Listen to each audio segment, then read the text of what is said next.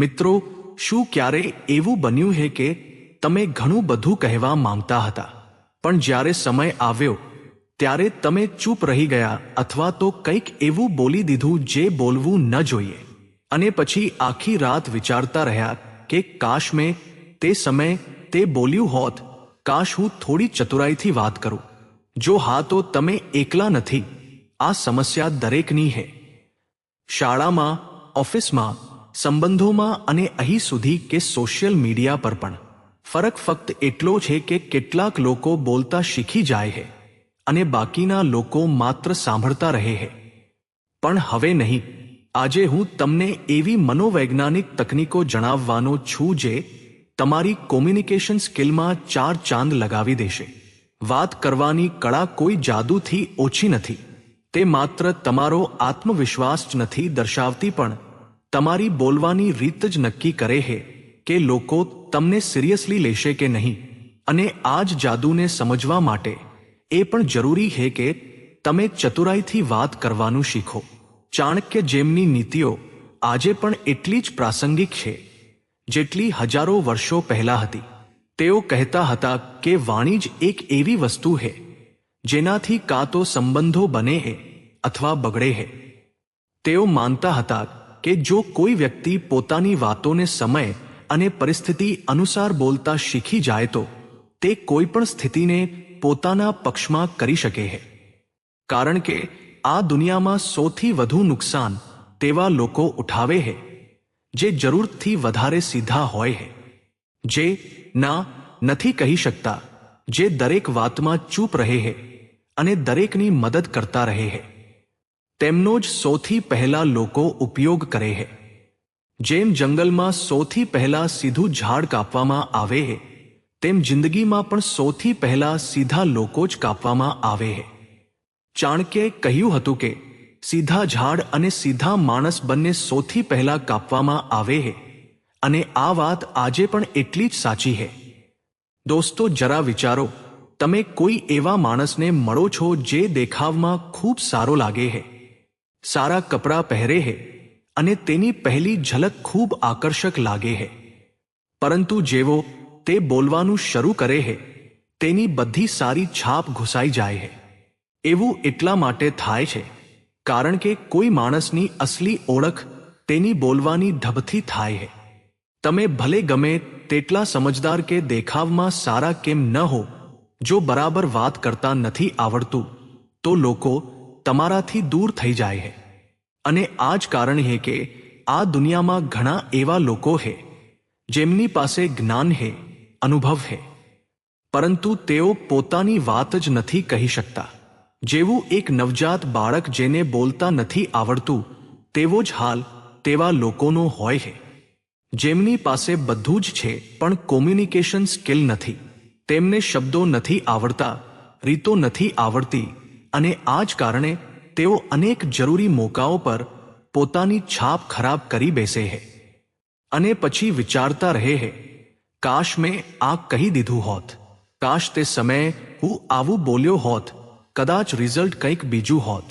હવે ભલે કોઈ જોબ ઇન્ટરવ્યૂ હોય, બિઝનેસ ડીલ હોય, કોઈ અજાણ્યા માણસ સાથે પહેલીવાર મળવાનું હોય કે પોતાના ક્રશ સાથે ડેટ પર જવાનું હોય, જો તમે તમારી વાતને સાચી રીતે, આત્મવિશ્વાસથી અને ચતુરાઈથી કહેવાની કળા જાણો છો તો તમે કોઈ પણ સિચ્યુએશનમાં તમારી પકડ બનાવી શકો છો.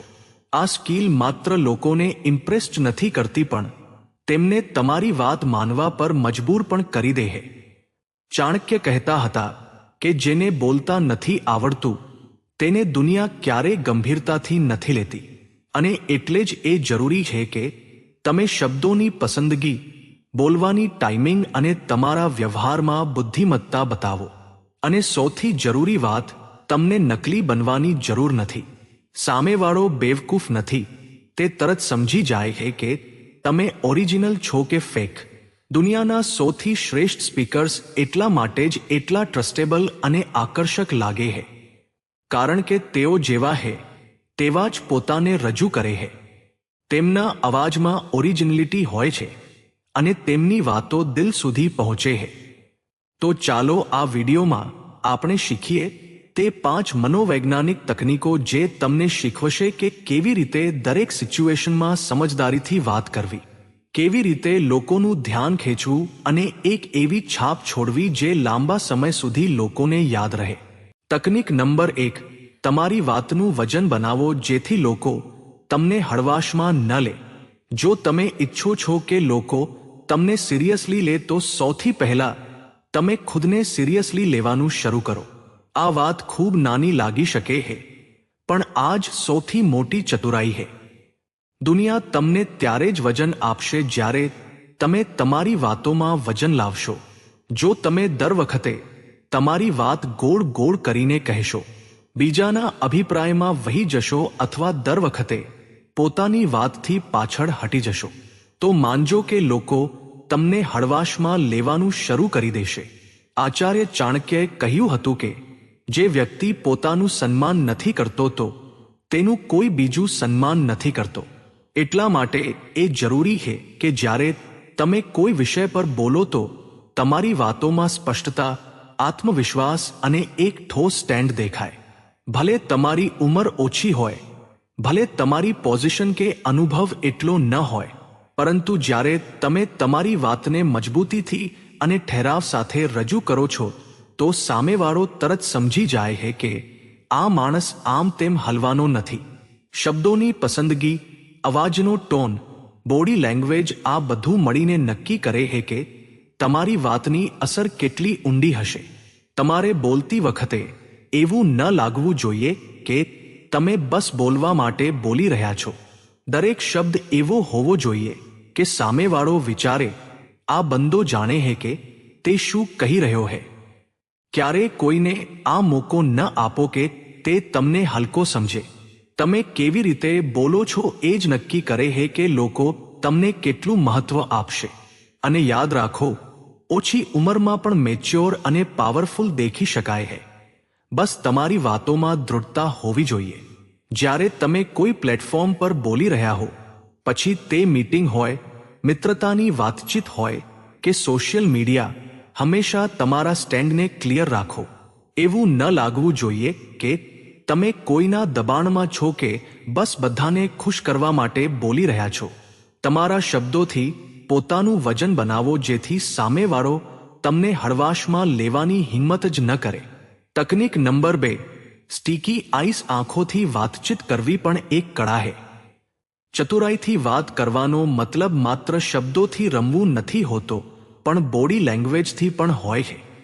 અને તેમાં સૌથી વધુ અસર તમારી આંખોનો ઉપયોગ કરે છે. વિચારો, તમે કોઈની સાથે વાતચીત કરી રહ્યા છો, પરંતુ તેની નજર તમારી આંખોમાં જોવાને બદલે વારંવાર આમ તેમ ફરી રહી છે.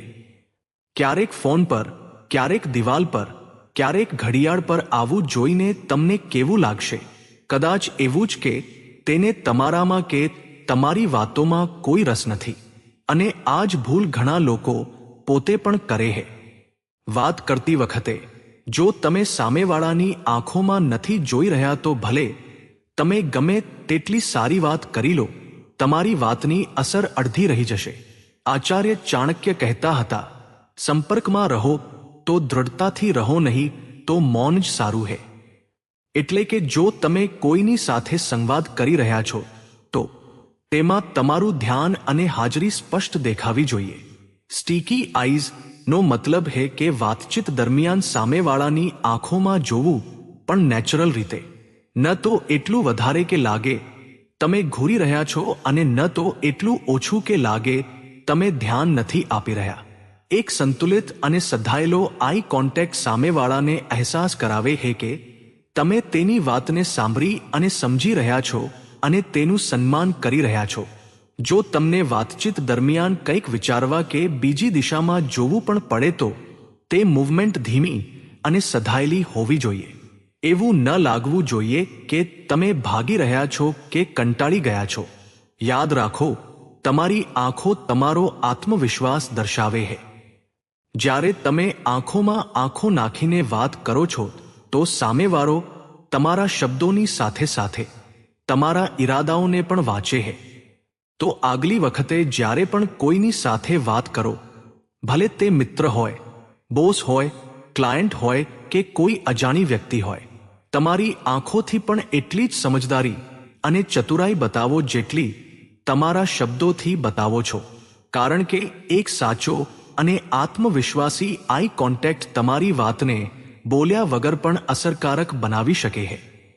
તકનીક નંબર 3, સામેવાળાની નબળાઈ સમજો, ત્યાંથી જ જોડાણ અને અસરની શરૂઆત થાય છે. ચતુરાઈથી વાત કરવાનું સૌથી ઊંડું રહસ્ય એ કે તમે સામેવાળા માણસને માત્ર સાંભળો નહીં, મહેસૂસ કરો. દરેક માણસ બહારથી ભલે ગમે તેટલો મજબૂત, કોન્ફિડન્ટ અને બેફિકર દેખાય, તેના અંદર કોઈને કોઈ તૂટેલી વસ્તુ હોય છે, કોઈ અધૂરી કહાણી, કોઈ ડર, કોઈ નબળાઈ જે તેને વારંવાર સતાવે છે. અને જે માણસ તે નબળાઈને ઓળખી લે છે તે જ અસલી ચતુર છે. ચાણક્યે કહ્યું હતું, શત્રુને હરાવતા પહેલા તેની દુર્બળતા જાણો. પણ આ જ સિદ્ધાંત જો સંબંધોમાં અપનાવવામાં આવે તો તમે કોઈને જીતી નથી શકતા પણ તેનું દિલ જીતી શકો છો. જ્યારે તમે લોકોની વાત સાંભળો તો માત્ર તેમના શબ્દો પર ધ્યાન ન આપો, પણ એ જાણવાની કોશિશ કરો કે તે શબ્દો કયા દર્દ કે ડરમાંથી નીકળ્યા છે. જો કોઈ વારંવાર પૈસાની વાત કરે છે તો તેની નબળાઈ માત્ર પૈસા નથી, તેના પાછળ છુપાયેલી અસુરક્ષા છે, ભવિષ્યનો ડર છે. જો કોઈ હંમેશા પોતાના વખાણ સાંભળવા માંગે છે તો કદાચ તેને બાળપણમાં પ્રશંસા નથી મળી કે હજી પણ તેને ખુદ પર વિશ્વાસ નથી. જ્યારે તમે કોઈની નબળાઈને સમજીને તે જ જગ્યાએથી તેની સાથે સંવાદ શરૂ કરો છો તો તે માણસ તમને માત્ર એક શ્રોતા નહીં, એક હમદર્દ સમજે છે. આ જ તે ક્ષણ હોય છે જ્યારે એક સામાન્ય વાતચીત એક અસરકારક કોમ્યુનિકેશન બની જાય છે. આવું જોડાણ બને છે જે લાંબા સમય સુધી જળવાઈ રહે છે. અને ધ્યાન રહે, કોઈની નબળાઈ સમજવી ચતુરાઈ છે, પણ તેને હથિયાર બનાવવું ચાલાકી છે. ચાણક્ય નીતિ આપણને શીખવે છે કે આપણે આ નબળાઈઓનો ઉપયોગ નહીં પણ સમજદારીથી જોડાવવા માટે કરીએ. જ્યારે તમે સામેવાળાની ઇન્સાનિયતને જોઈને વાત કરો છો તો તમારી વાતમાં તાકાત જાતે જ આવી જાય છે.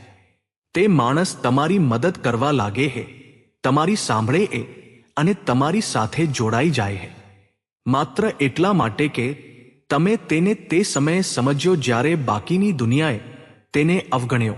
તો આગલી વખતે જ્યારે પણ કોઈની સાથે વાત કરો, તેના શબ્દોની પાછળ છુપાયેલા જજબાતને ઓળખવાની કોશિશ કરો, કારણ કે સાચો અને પ્રભાવશાળી સંવાદ ત્યાંથી જ શરૂ થાય છે, જ્યાં તમે સામેવાળાની મજબૂતી નહીં પણ તેની ઇન્સાનિયતને ઓળખો છો.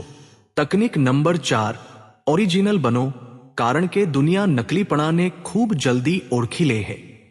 દોસ્તો, તમે જોયું હશે કે તમારો કોઈ જાણકાર જ્યારે પોતાના અવાજનો ટોન કે પોતાનો અવાજ સારો દેખાડવા માટે બદલે છે તો તમને સ્પષ્ટ નજરમાં આવી જાય છે.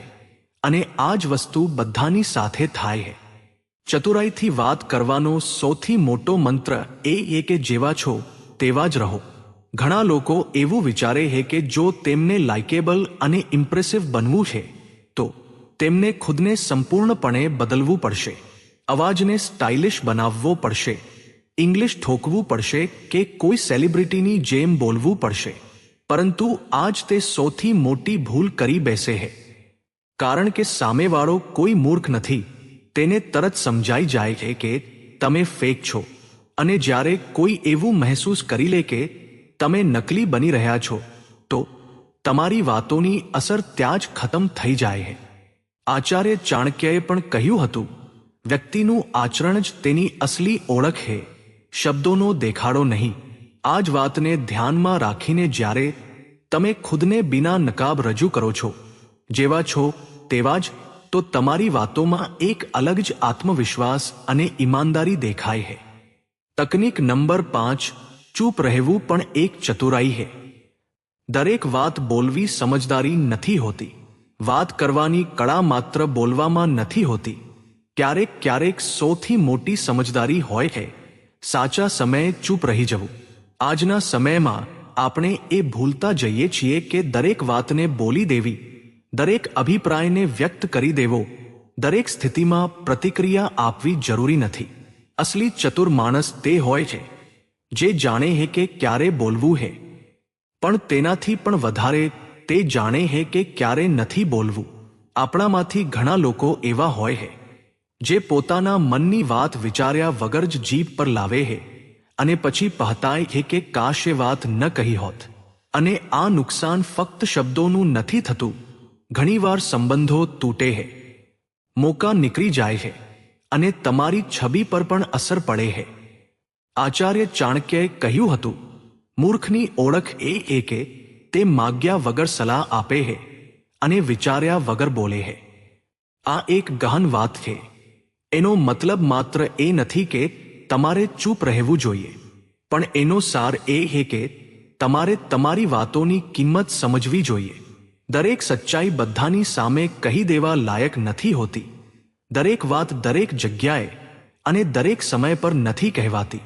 ક્યારેક ક્યારેક ચૂપ રહેવું જ તે તાકાત છે જે તમને સૌથી અલગ અને સમજદાર બનાવે છે.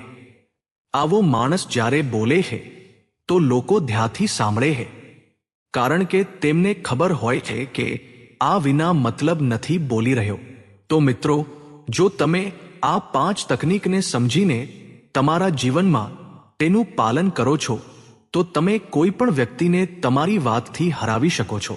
તેથી આ 5 તકનીકને તમારા જીવનમાં જરૂર ઉતારો. તો મિત્રો, આજ માટે બસ આટલું જ. ફરી મળીશું એક નવા વિડીયો સાથે. ત્યાં સુધી જય શ્રી કૃષ્ણ. તો મિત્રો, જો તમને આજનો આપણો આ વિડીયો પસંદ આવ્યો હોય તો આ વિડીયોને એક લાઈક કરી આપણી ચેનલને સબસ્ક્રાઇબ જરૂર કરી લેજો, જેથી તમને અમારા આવા નવા વિડીયોની સૂચનાઓ મળતી રહે. તેમ જ સાથે સાથે એક સુંદર કોમેન્ટ પણ કરતા જજો. વિડીયોના અંત સુધી બની રહેવા માટે ધન્યવાદ. તમારો દિવસ શુભ રહે.